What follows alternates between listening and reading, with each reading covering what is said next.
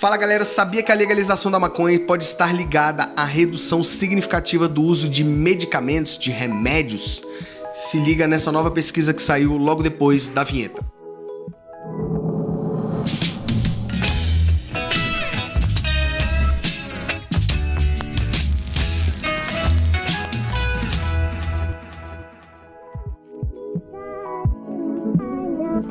Fala galera, bem-vindos ao mundo da cannabis, eu sou o Sapão e hoje vamos comentar uma nova pesquisa que saiu da revista Health Economics que fala sobre o impacto potencial da legalização da cannabis para uso adulto em diversos estados americanos, feito com 10 estados além de Washington, D.C.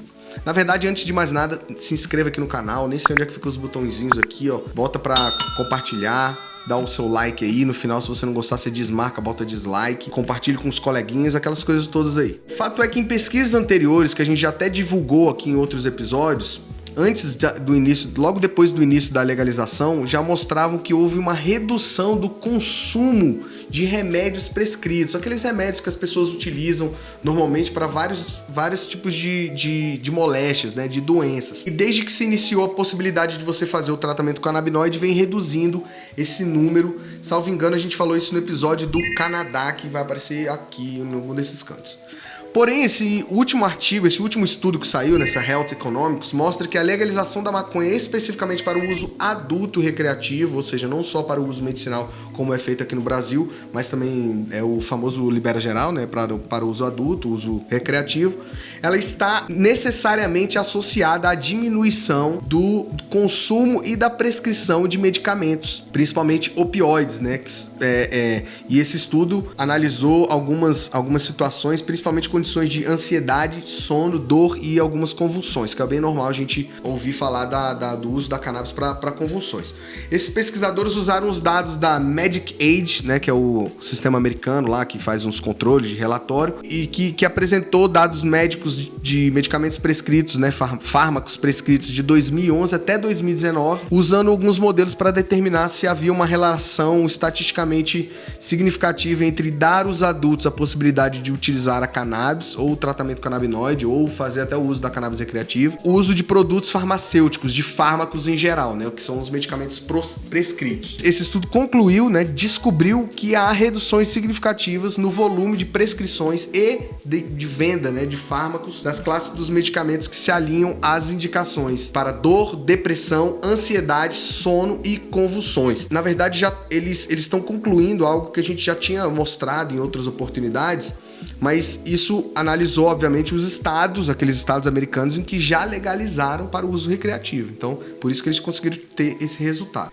Isso sugere a substituição dos medicamentos prescritos e potenciais economias, porque esses medicamentos normalmente são bem caros, né? Apesar de que aqui no Brasil a cannabis também é meio cara, mas isso já está mudando. Mas lá nos Estados Unidos, por exemplo, há uma redução de custos, principalmente nesses programas como o Medicaid, como disseram os pesquisadores. Em média, a legalização da cannabis para o uso adulto, de acordo com o estudo, pareceu estar associada à redução da utilização de medicamentos prescritos para 11% a menos no caso de depressão, 12% a menos no caso de ansiedade, 8% a menos no caso de dor, e 10% menos no caso de convulsões e 11% de redução de consumo de medicamentos no caso de sono ou ansiedade. Então, embora existam algumas limitações para essas pesquisas, né, porque não se fornece dados individualizados se as pessoas estão ou não utilizando isso frequentemente, quanto que usa, qual que é a dose correta, os autores disseram que os resultados indicam uma potencial oportunidade de redução de danos, já que os medicamentos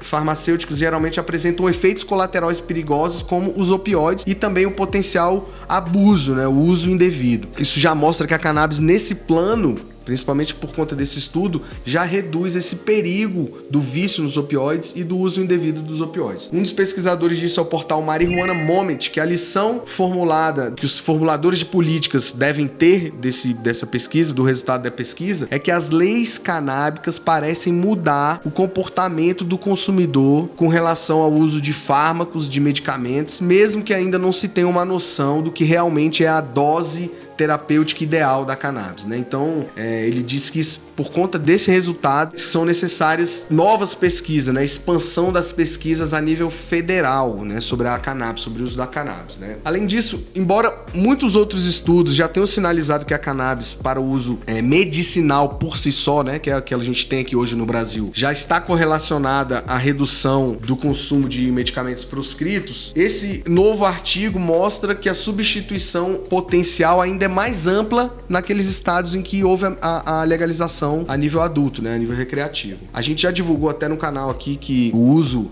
da cannabis medicinal está associada a essa redução de dependência de opioides e outros medicamentos, a melhoria da qualidade de vida. Ela também se mostra promissora no tratamento de outras moléstias, não só essas que foram mostradas na pesquisa, né, mas tem dor crônica e outras que a gente conseguiu apontar aqui, principalmente porque ela tem esses efeitos analgésicos e pode ser uma alternativa excelente diante desses opioides que trazem muitos efeitos colaterais, né? Os pesquisadores em 2019, a gente até colocou isso aqui num vídeo, divulgaram um estudo que o CBD pode mitigar os efeitos de uma síndrome de abstinência de opioides, e que nos estados em que em que a maconha era legal, né, que a cannabis era legal nos Estados Unidos, teve uma diminuição das prescrições dos remédios, inclusive para os pacientes com dor crônica, como a gente até mostrou na nossa entrevista sobre dor crônica. A gente botou a entrevista, esse que foi o episódio, a entrevista sobre dor crônica que a gente teve com uma paciente que parou de usar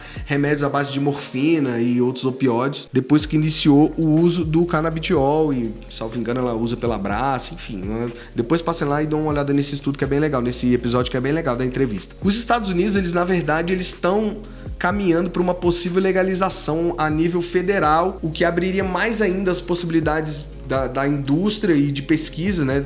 Ou seja, vai ampliar mais ainda o mercado canábico americano, e também os estudos que são feitos lá, porque eu acho que eles têm ainda alguma limitação com base para alguns estudos, mas é um indicativo de que os americanos e o presidente Joe Biden possam acabar legalizando a nível federal, né? Um dos indícios é que no dia 26 de abril, o último agora, uma das primeiras ações de clemência do presidente Joe Biden, desde que ele entrou na Casa Branca, foi ter perdoado 3 pessoas que estavam com penas e encurtado outras penas, condenações de 75 americanos que tiveram penas longas a serem cumpridas por delitos não violentos envolvendo drogas, né? O que parece, o presidente acaba simpatizando um pouco mais com a causa canábica e talvez freando a guerra às drogas, né? Que durante décadas vem sendo minada aí, injetado dinheiro para ela poder crescer, e agora parece que vai dar uma freada.